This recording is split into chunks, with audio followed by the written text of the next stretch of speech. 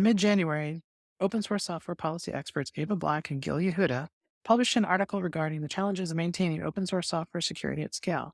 Their blog post, Open Source Security Policy Conundrum, touched on several factors which make broad applications of policy strategies difficult, if near impossible, given the size and scope of which open source ecosystem finds itself today.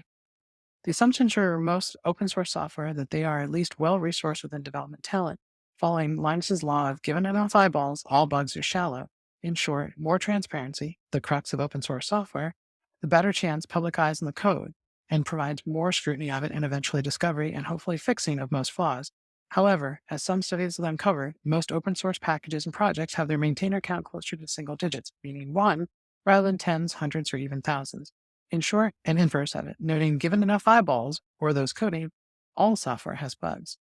This is transitive, somewhat to closed source software. But of course, as the motivation primarily exists in the commercial realm and desire to earn money from the sale of such software, it is often reinvested to fix bugs that are created in that closed system of development.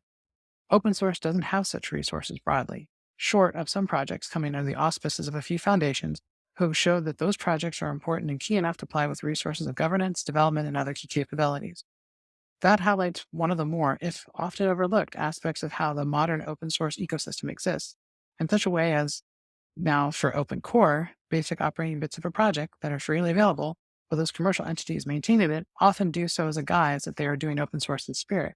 When a flaw is found, they often have a commercial product built off this core and the hook customers and may only offer the upstream fix in the paid version of that project.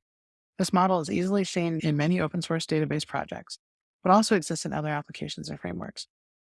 Often when the community becomes fed up with the open core model, you see forks of that core, and this exponentially can now create a myriad of more problems and bugs by having more trees to observe that may be based off a buggy core.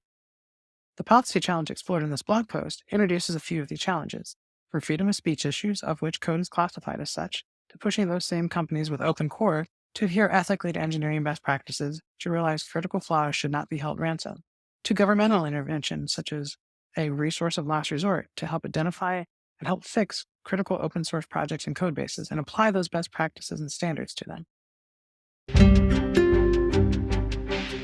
Search for and subscribe to It's 505 wherever you listen to your favorite podcasts.